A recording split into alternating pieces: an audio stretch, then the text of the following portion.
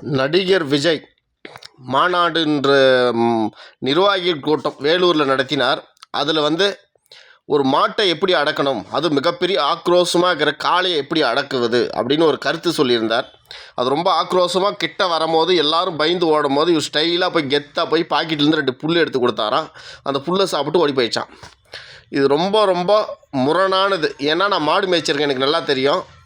அப்படி ஒரு புல்லுக்காக மாடு ஆக்ரோஷமாக ஒரு மாடு திரும்பி போகவே போகாது.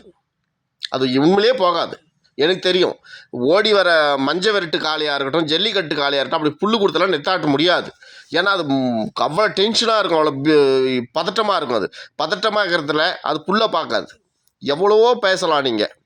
உங்களுக்கு இருக்கிற இந்த மாஸ் மார்க்கெட்டை வச்சு உங்களுக்கு இருக்கிற இளைஞர்களை கொண்டு போய் நீங்கள் எவ்வளவோ சேர்த்தலாம். உங்கள் பக்கத்தில் மீடியா பலம் இருக்குது, எவ்வளவோ இருக்குது. ஒசூரில் பாருங்கள், ஒரு நாளைக்கு 2000 டன் கனிம வளங்களை வெட்டி பெங்களூருக்கு எடுத்துகிட்டு போகிறாங்க. அதை பற்றி நீங்கள் பேசலாங்க, கண்டிப்பாக பேசலாம். ஒரே நாள் உலகம் ஃபுல்லாக போய் சேரும். அதே மாதிரி கேரளாவில் நம்ம கிட்ட இருக்கிற ஒரு நாளைக்கு 10,000 லாரிகள் எடுத்துகிட்டு போகிறாங்க கனிம வளங்களை. அங்கேயே 2000 3000 டன் எடுத்துகிட்டு போகிறாங்க. அந்த கனிம வளங்களை பற்றி நீங்கள் பேசலாம். அங்கேருந்து குப்பையிட்டு கொட்டுறாங்க. இந்த மாநிலம் என்ன குப்பையா? இவ்வளோ கொள்ளையடிக்கிறீங்களே, நாளைக்கு வருங்கால பிள்ளைங்களுக்கு என்ன மிச்சம் இருக்க போகுதுன்னு இப்படி மலைகளை உடைக்கிறீங்களேன்னு நீங்கள் பேசலாம். அதே மாதிரி எவ்வளவோ இருக்குது பேசுகிறதுக்கு. இன்றைக்கி ஊருக்கு 10 கஞ்சா குடிக்காரன் ஆகிட்டான். கஞ்சா எப்படி சகலமாக கிடைக்குது? இது மிகப்பெரிய கண்டிக்கக்கூடியது. இந்த ஸ்டாலின் அரசு சரியில்லைன்னு நீங்கள் பேசலாம். இந்த ஸ்டாலின் அரசை கண்டிக்கிறேன்னு பேசலாம். நீங்கள் ஊர் கஞ்சா வருது, எப்படி வருது?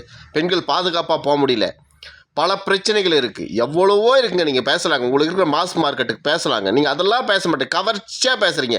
மக்களுக்கு என்ன தேவையோ அதை பேச மாட்டேன்றீங்க. உங்கள் ரசிகர்களுக்கு என்ன தேவையோ அதை பேசுகிறீங்க.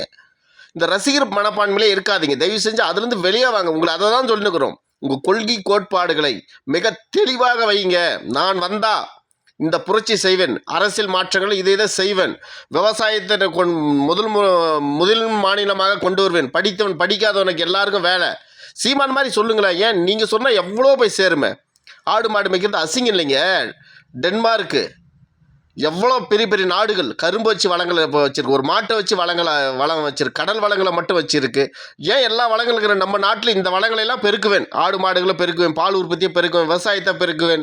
அதே மாதிரி சின்ன சின்ன சிப்காட் தொழிலாளர்கள், ஒரிஜினல் தொழிலாளர்களுக்கு கொண்டு வருவேன். சிப்காட்னா மக்களுக்கு எந்த இடையூறும் இல்லாமல் எவ்வளோ வச்சுருக்க பேசலாமாங்க. நீங்கள் அதெல்லாம் நீங்கள் பேசவே மாட்டேன்றீங்களே. எவ்வளவோ இயற்கை சார்ந்த தொழிற்சாலைகளை கொண்டு வருவேன், பேசலாமே. நீங்கள் பேசலாம். சீமானை விட 10 மடங்கு ஜாஸ்தி போகுமே ஒரு ஸ்டார் பேசிட்டார்னு. அதை பேசாமல் உங்கள் ரசிகர்களுக்கு என்ன தேவையோ அதை மட்டும் தான் பேசுகிறீங்க.